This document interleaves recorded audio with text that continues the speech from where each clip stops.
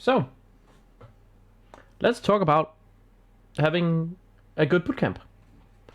What is it that you want out of a good bootcamp? Now, I wrote with a guy called Barry, coach of Sprout.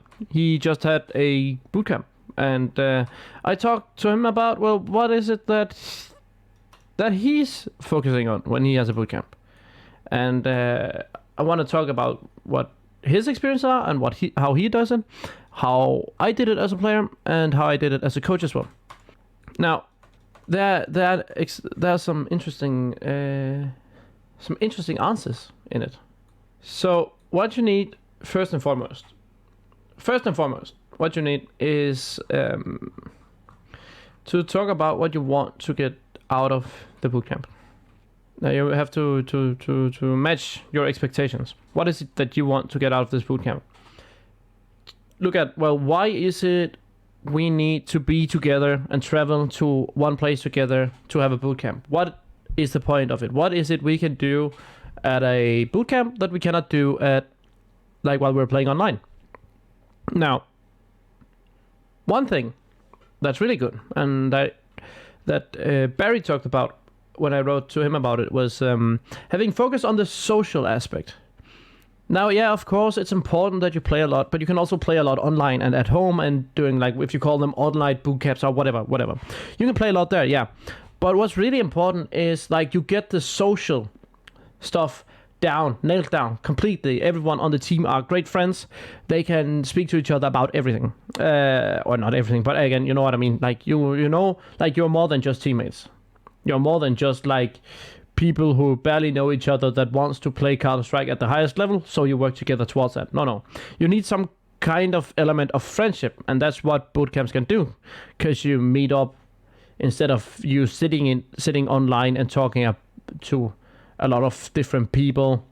Talking to the people online and never seeing them in the flesh, never going out and trying to do something instead of just sitting in front of the PC.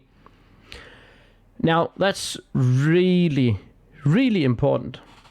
Also, when it comes to conversations that you want to have, if it's one-on-one conversations, if it's like performance meetings, if you want to talk about how you can become better. Because if you sit in front of each other, you can look at the live reactions instead of people sometimes, you know, just having their minds a completely different place. You when you sit together, everyone wants, like, the same thing. But when you're sitting at home with the internet, you can just have, like, a YouTube video running on the second monitor. You can have music running, or you can have some kind of elements that distract you if you're not interested in the conversation. Now, where it differs for Sprout is because they have long bootcamps, and that's not something that I've tried. So they would have bootcamps lasting like a week, maybe 10 days, so they can have entire days of this. Whereas a regular bootcamp that I've coached or that I've been a part of has at most been 4 days, mostly a weekend from Friday until Sunday, where you basically have the entirety of Saturday to do stuff, right? Now, what's really important, I'll just say it again, you can always play Counter-Strike online. Always. Well, what you need, like, the bootcamps to do mostly is to learn to know each other. So what makes you, like, so gameplay wise, it might not sound like normal or weird, like, it might sound a bit odd, but what bootcamps does is, if you focus on the social aspect, you will get the people involved, the players involved, they will get a closer connection. The closer connection will then give trust to the teammates on the server. This trust can then surmount into more confidence, and confidence conveys directly into the gameplay on the server and how well they play or how well they hit the shots, and how the in-game leader calls his shots and how they communicate. So when you look at it in this way, it is really, really, really important that you don't only focus on playing 14 hours a day with on 5 different maps with a lot of different strategies and stuff you have to do. No. Focus on it, because the communication and the trust between the individuals becomes great, like so much greater, and that's how you need to do it. The practice and the gameplay, like the practice itself, might not necessarily be much better at a bootcamp than online and playing online. But the evaluation is better because you sit down, you sit in front of each other. If you do an evaluation on a team normally, you normally just sit on TeamSpeak. What you could do, if you want to spice it a bit up and get a more personal connection when you do it, is you should sit on like Discord with cams on, and when you take it, so you can look at each other and be more engaged in the conversation. And if you have a good coach, the coach can like try and like has more impact on reeling in the focus on specific areas during the practice as well. But again, this is something you can do online as well. But if there's like a person who has like some kind of doubts or have some kind of things they need to talk to someone with one-on-one, it's way easier to do that in person, to have like a more of an impact on the conversation, instead of you sitting online, like me sitting to you guys.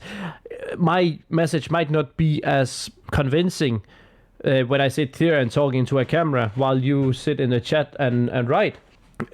But if I said with you guys and talk to you guys one-on-one or in person, right, you have way more, like you have a way more vested interest in listening what's going on and interacting in the conversation that's going on.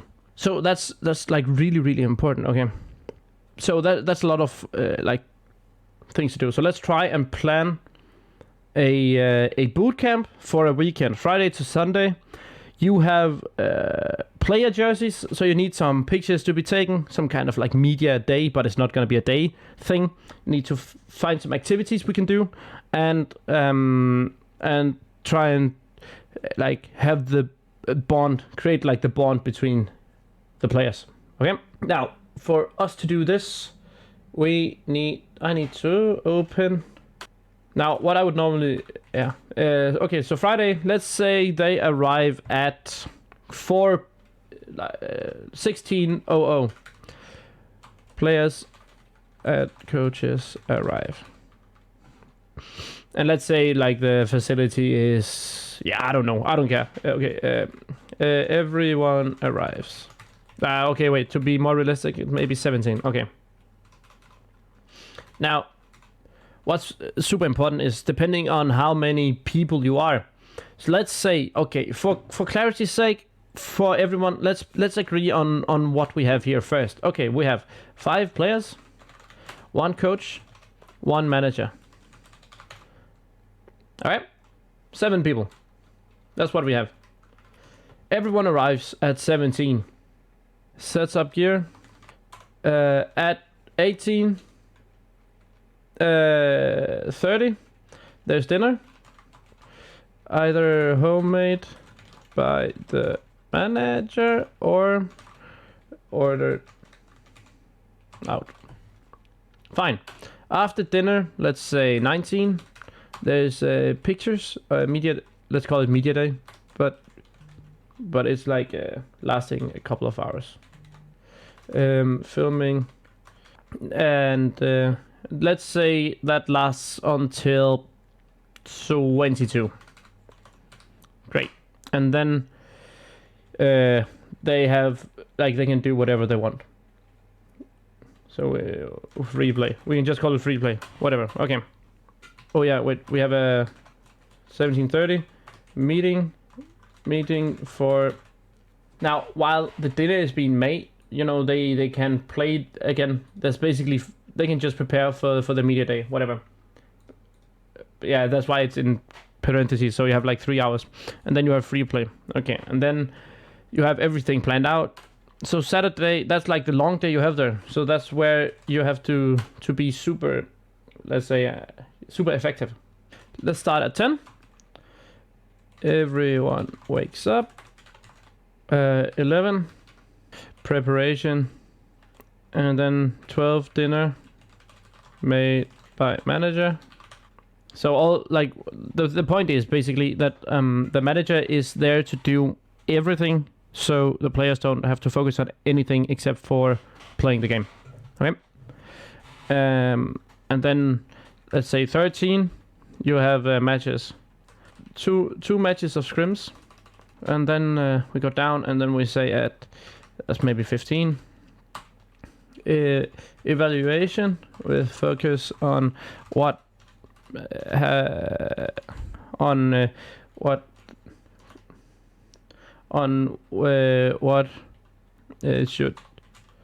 should have been practiced. Then 16, 2 scrims more, matches more, and then at dinner 18, dinner and evaluation of the 2 scrim matches. Now here, this is where I would do something a bit different maybe. So after the dinner, I would, let's say, do some kind of physical activity. I would do maybe, plan something. So let's say at 20, there's bowling for everyone. And then when you're out bowling, you get home at, let's say, 23. And then there's free play. And then Sunday, you prepare to get home, right? 10, everyone wakes up. And then 12 could be evaluation. And then 14, we say goodbye and thanks for a good bootcamp. Something like this, right? So you could have like a scrim here, like this is a bit open and free to interpretation, but this is like a way you can do it where you have like 5 players, a coach and a manager. This is basically a way of planning a bootcamp where, you know, there's a lot of focus on the social dimension, and that's focus on the social dimension. Understand that the gameplay that you're making, or the practice that you're gonna have, is not gonna be way more or way greater than what you do like when you practice online. Now, what is really good here in person is the evaluation. So when you focus and learn about the evaluation, that's where that's where you get all of the nuggets. Okay, and the evaluation is what I'm gonna go over in the next video.